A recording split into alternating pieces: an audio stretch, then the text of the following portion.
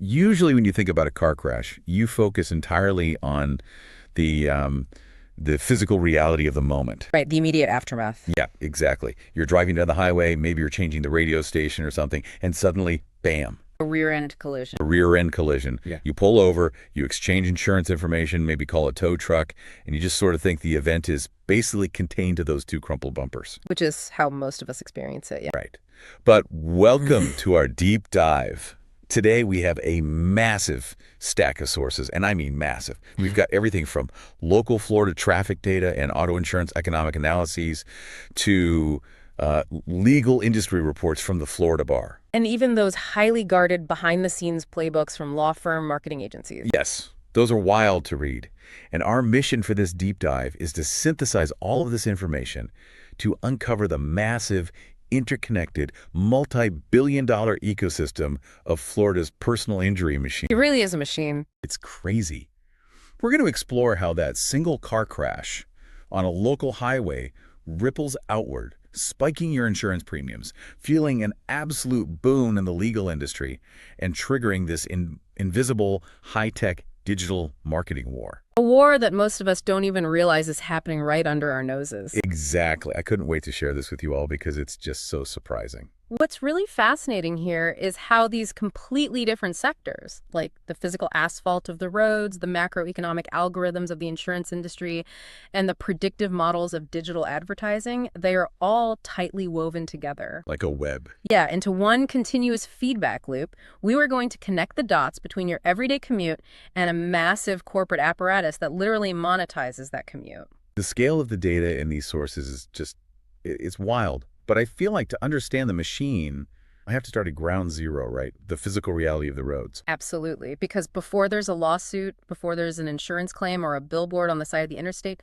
there is a crash. And Florida is an absolute hotspot for collisions. The sheer volume of traffic accidents is, it's the primary fuel for this entire ecosystem. Without that high frequency of physical collisions, the downstream industries simply wouldn't have the inventory to operate at this scale. Run out of product. Exactly. Let's look at the numbers from the Florida Department of Highway Safety and Motor Vehicles for 2024. Miami-Dade County alone saw nearly 57,000 crashes in a single year. Which is a staggering number. It is. To put that in perspective, rather than just reading off a spreadsheet, that is roughly a car crash happening every 10 minutes, 24 hours a day, 7 days a week. Wow. Yeah. That volume resulted in 287 deaths and over 29,000 injuries in just one county. And then you have Tampa sitting at number 2 with over 26,000 crashes. And Orlando right behind it with over 24,000. Right. But, it's important to note that this isn't just a phenomenon restricted to massive, sprawling metropolises. Okay. If we look at a smaller, more concentrated area like Tallahassee and Leon County, the data shows they average about 6,150 crashes a year. Wait, 6,150 in Tallahassee? Yeah, that breaks down to roughly 17 accidents every single day. 17 a day in one mid-sized county. And the geographic and temporal data gets incredibly specific about when and where the danger peaks, too. Like intersections and stuff. Right. In Tallahassee, for example, the vast majority of these crashes happen within a highly concentrated 10-mile radius of downtown. Oh, wow. Specifically along major traffic corridors like West Tennessee Street and Appalachia Parkway. And October is consistently the most dangerous month. I wonder why October. Well, the most dangerous time to be on the road is predictably between 2 p.m. and 6 p.m., especially on the weekends, with Saturdays actually leading the pack for the most serious multi-vehicle crashes. Okay, let's unpack this. Is this incredibly high crash rate just a result of universally bad driving in the Sunshine State? Or is it a numbers game? It's definitely more of a numbers game. Because looking at the demographics of who is actually getting into these accidents, it sounds like a perfect storm.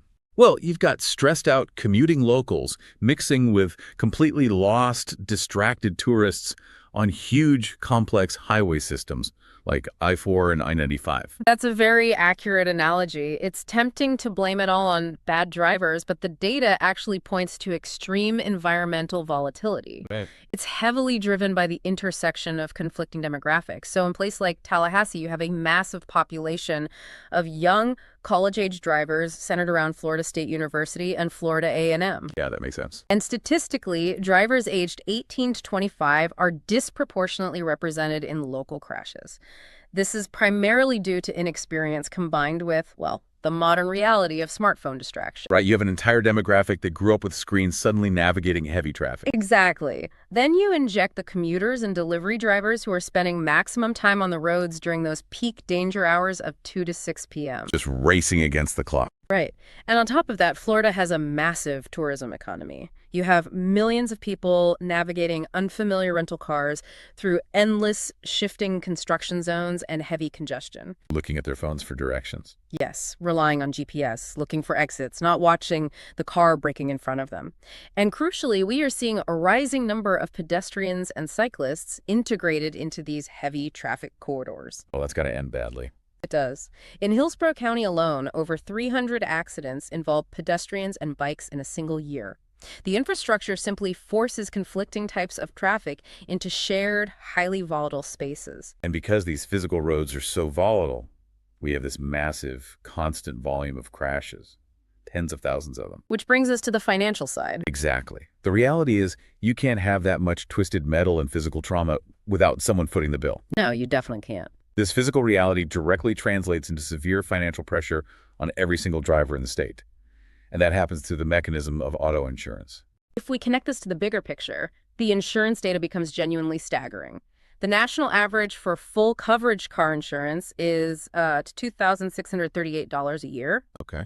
But in Florida, that average jumps to $4,171. That is insane. It is a massive $782 increase from just the previous year alone. And the economic analyses in our sources didn't just look at the raw dollar amount. They look at what economists call the true cost of insurance. Right, the percentage of income. Yeah, the percentage of a household's median income that goes strictly toward paying for car insurance. And by that metric, Florida ranks 49th out of 50 states. Oh, wow. It is incredibly burdensome on the working class. In fact, the Miami-Fort Lauderdale West Palm Beach metro area has the highest true cost of any metro area in the entire country. The entire country. Yes. Drivers down there are spending 6.78% of their pre-tax income on car insurance. That's huge. Which averages out to over $5,100 a year. Just for the legal right to drive to your job? Essentially, yes. And the sources highlight how the specific mechanics of your credit score drastically alter this reality, too. A driver in Florida with poor credit pays an astounding average of $8,254 a year. Which feels completely backward. Yeah. Right? But that happens because insurance companies operating in Florida use credit-based insurance scores to gauge overall risk. The actuarial models suggest that lower credit scores correlate with a higher likelihood of filing future claims. So the algorithm just punishes them. Exactly. As a result, the predictive model disproportionately squeezes lower-income drivers. Those who are likely already struggling financially are penalized the heaviest by the algorithm. Now, here's where it gets really interesting. Because Florida is famous for being a no-fault state. Right, the personal injury protection. Yeah, the law requires every single driver to carry personal injury protection, PIP, up to $10,000. So wait, if Florida is a no-fault state where your own insurance is supposed to cover your own injuries, regardless of who caused the crash, why are rates so astronomically high, and why is everyone constantly suing each other? That is the core paradox of the Florida insurance system. I mean, it doesn't make any sense. Well, the original legislative idea behind no-fault PIP was actually to streamline minor accidents and relieve the court system. Okay, so keep the small stuff out of court. Exactly. If you get minor whiplash, your own insurance pays your medical bills quickly, there's no arguing over who ran the red light, and we keep the whole thing out of the legal system entirely. That sounds reasonable in theory. In theory, yes. But here is the critical systemic flaw. That $10,000 limit was set decades ago and simply hasn't kept pace with the realities of modern healthcare pricing. Let's be real, 10 grand doesn't even get you through the front door of an emergency room today. No, it really doesn't. And exactly how it plays out in reality is what breaks the system. Walk me through it. So imagine you're in a moderate collision, the ambulance arrives. That transport alone is often $1,500. Right. The emergency room admits you, triggering a standard trauma fee of maybe $3,000. The doctors order an MRI to check for spinal damage, which is easily another $4,000. So you're at what, like $8,500 already? Exactly. You haven't even seen a specialist, you haven't been prescribed any medication, and your state-mandated $10,000 PIP is completely vaporized. Just gone in the first 2 hours. So what happens to the victim who needs actual surgery, requires months of physical therapy, and can't work for 6 weeks? They're out of luck. Well, because the PIP coverage is so fundamentally insufficient, the law allows victims to step outside the no-fault system. Oh, I see.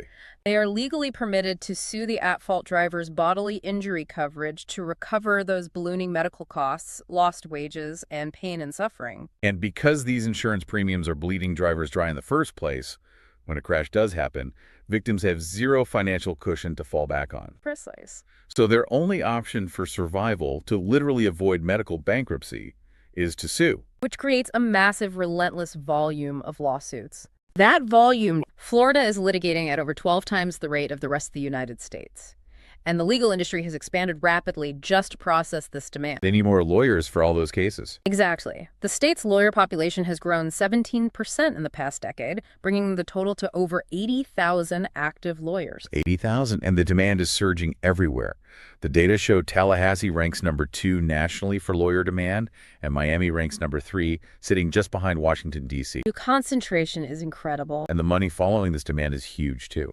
The average lawyer's salary shot up 19.2% recently to $176,470. True. But looking at the sources from legal recruiters and firm analyses, that average is incredibly misleading, right? It's a classic bimodal distribution where the extremes completely mask the reality of the middle. So wait, are all these personal injury lawyers driving Ferraris and living in waterfront mansions? Because the endless billboards on I-95 and the TV commercials make it look like a guaranteed gold mine for anyone who passes the bar exam. Yeah, the reality of the legal market varies wildly, and that perception of universal wealth is a massive myth. Really? Oh, absolutely, yes. The top earners, the highly established partners who have the capital to handle catastrophic injuries or massive class actions, can absolutely earn seven-figure incomes. Because of the contingency fees. Right. Personal injury largely operates on a contingency fee basis. That means the lawyer takes 33.3% to 40% of the final settlement.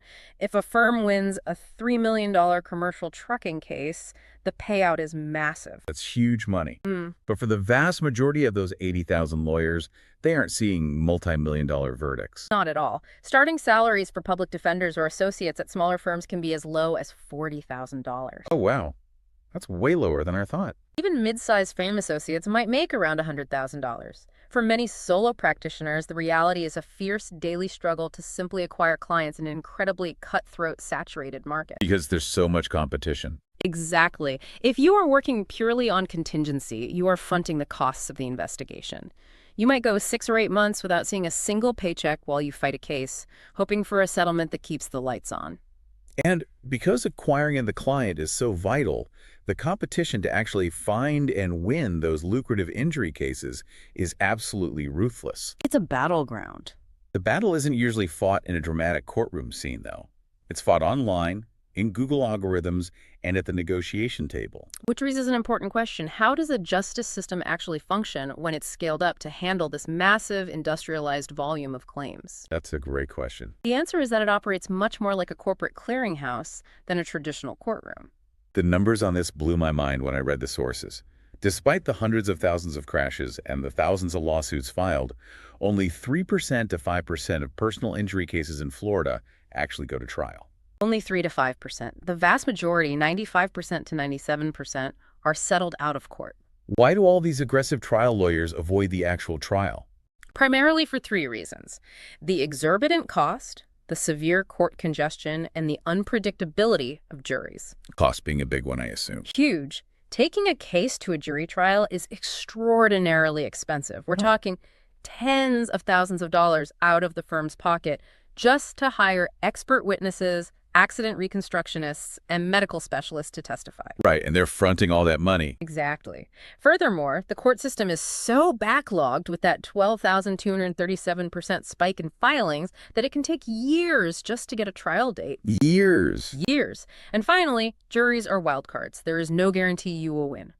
Both the insurance companies protecting their margins and the plaintiff's lawyers protecting their investments generally prefer the controlled, guaranteed outcome of a negotiated settlement over rolling the dice with 12 strangers. So what does this all mean? It's almost like an iceberg. I like that analogy. The 3 to 5% of dramatic courtroom trials we see in movies is just the tip. But the massive 95% underwater is this invisible, data-driven war.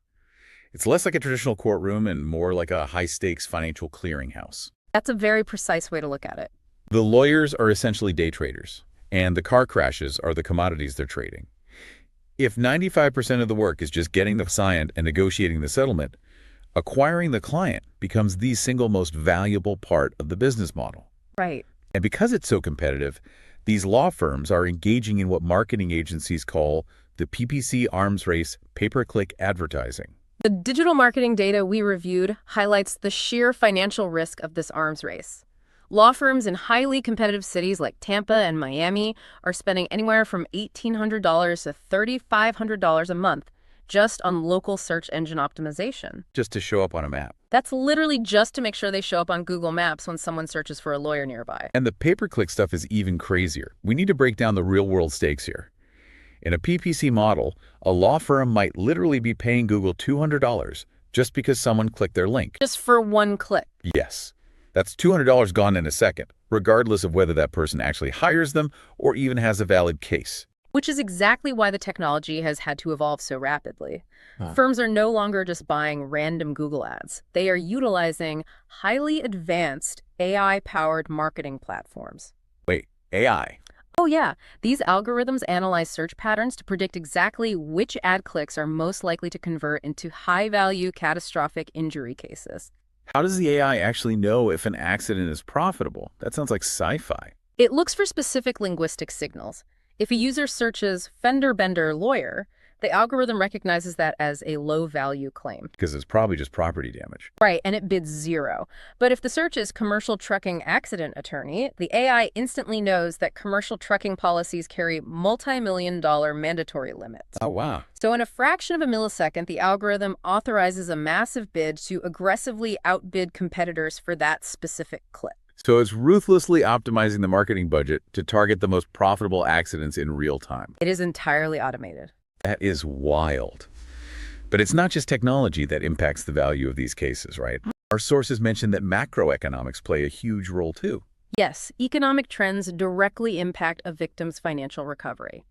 During an economic downturn, insurance companies who are protecting their own bottom lines will tighten their belts. Makes sense. They offer lower initial settlements and use more aggressive defense tactics to delay payouts. And the recession mindset changes the juries too, doesn't it? It really does. The research shows that during tough economic times, the 3% to 5% of cases that do go to trial face much more conservative jurors. Why is that? When people are feeling financial stress in their own lives, when groceries are expensive and layoffs are looming, they are often much more reluctant to award massive multi-million-dollar payouts for abstract concepts like pain and suffering. Because they look at the plaintiff and think, hey, we're all suffering. Exactly. Insurance adjusters know this psychological shift occurs, which further empowers them to lower their settlement offers. So if you get hit on your commute tomorrow, your instinct is probably that you'll end up in front of a judge pleading your case. But statistically, your entire physical and financial recovery is going to be negotiated by an algorithm, an AI bidding war, and a corporate claims adjuster who will likely never even see your face. Understanding this hidden reality is crucial. If you are ever unfortunate enough to be in an accident, you aren't just entering a legal process, you're entering a highly optimized corporate machine. Yeah. You are stepping onto a playing field where the insurance companies are highly motivated by macroeconomic pressures to minimize your payout. Right.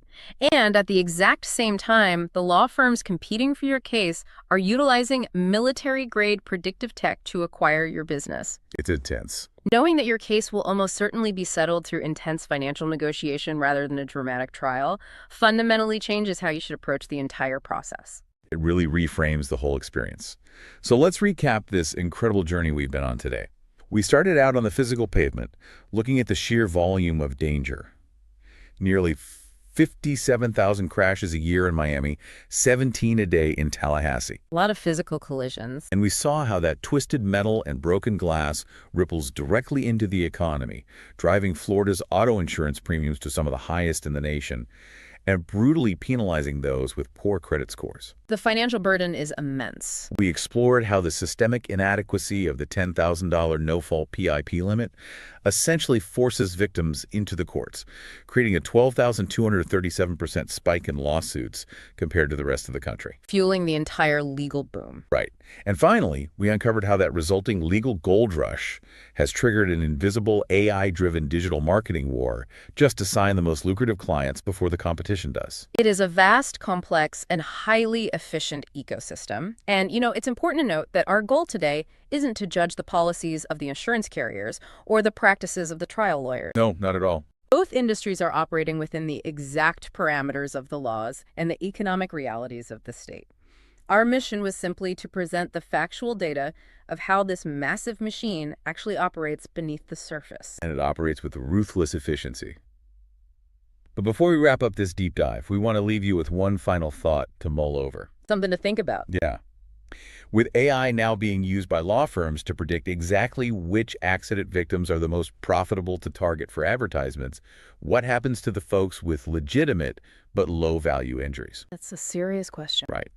As the system gets more technologically advanced and the PPC arms race becomes too expensive for smaller firms to compete in, do we risk creating a justice system that functions like a fully automated algorithm?